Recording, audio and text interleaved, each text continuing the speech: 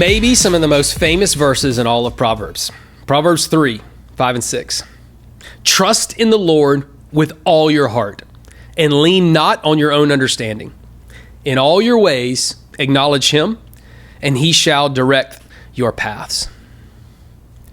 This might be a morbid thought, but I am not looking forward to the day that my dad, my pastor, passes away. I just grew up, and to this day, if I needed anything, I could call Dad. If there was an emergency, call 911. If there's anywhere you're at and you don't feel comfortable and you need to get out of there, you can call Uber. If your car breaks down, you can call AAA and they'll come and fix it. But it seems like Dad was always there and can help me out with anything. But here's the question. What happens when you get in a situation that Uber can't get you out of? A problem that Dad can't solve? Or you have a breakdown that AAA can't fix? It's in that moment where you are going to need to know, who do you call on? Who am I going to trust in my life? There's 4 phrases that make up arguably the most memorized and recognized verses in all of Proverbs that I want to look at. Trust in the Lord with all your heart. Solomon was teaching his boys and teaches us who to trust.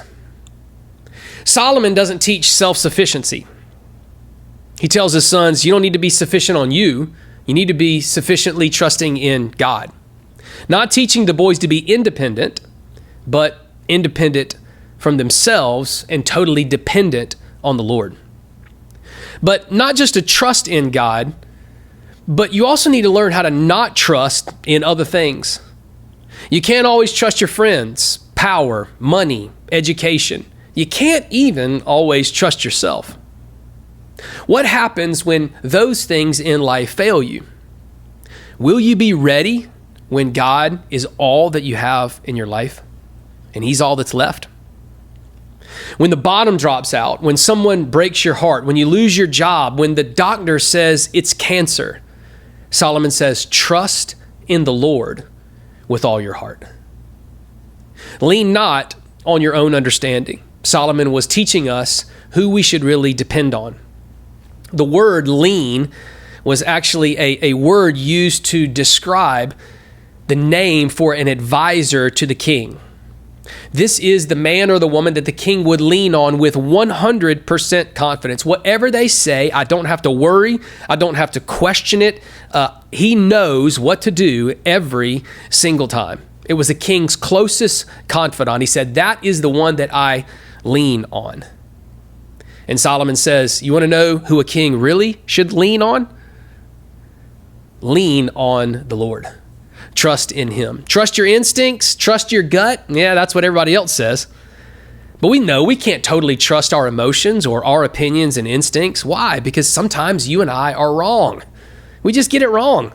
Our thoughts are off. Our perceptions are misguided. Sometimes your feelings just aren't based on the facts.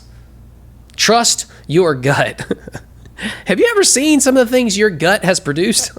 Ever smelled some of the things that your gut has produced? Like that alone right there should make you balk at the saying, always trust your gut. Nope. Depend on, lean on God. In all your ways, acknowledge him. He was teaching his boys who they should recognize in their life.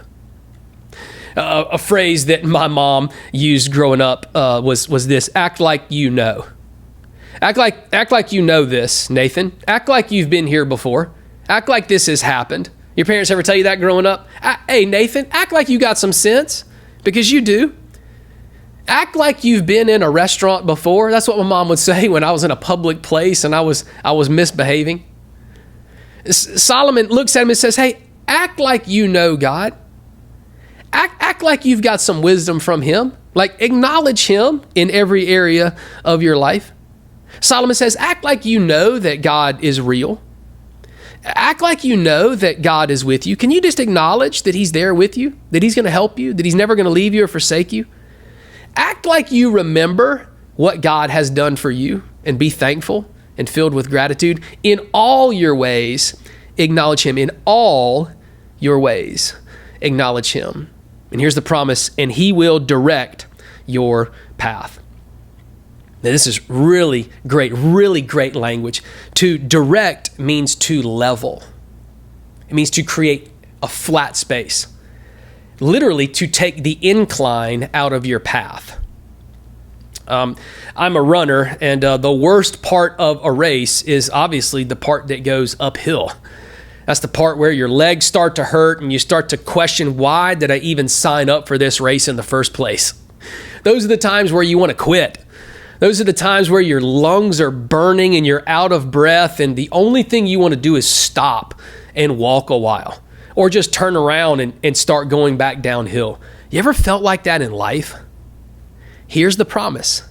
Those inclines, if we trust in the Lord with all our heart and lean not on our own understanding, and if in all our ways we acknowledge him, then God takes the hills and makes them easier.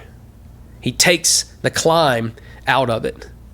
Literally, wisdom from the Lord makes every aspect of your life better and oftentimes easier.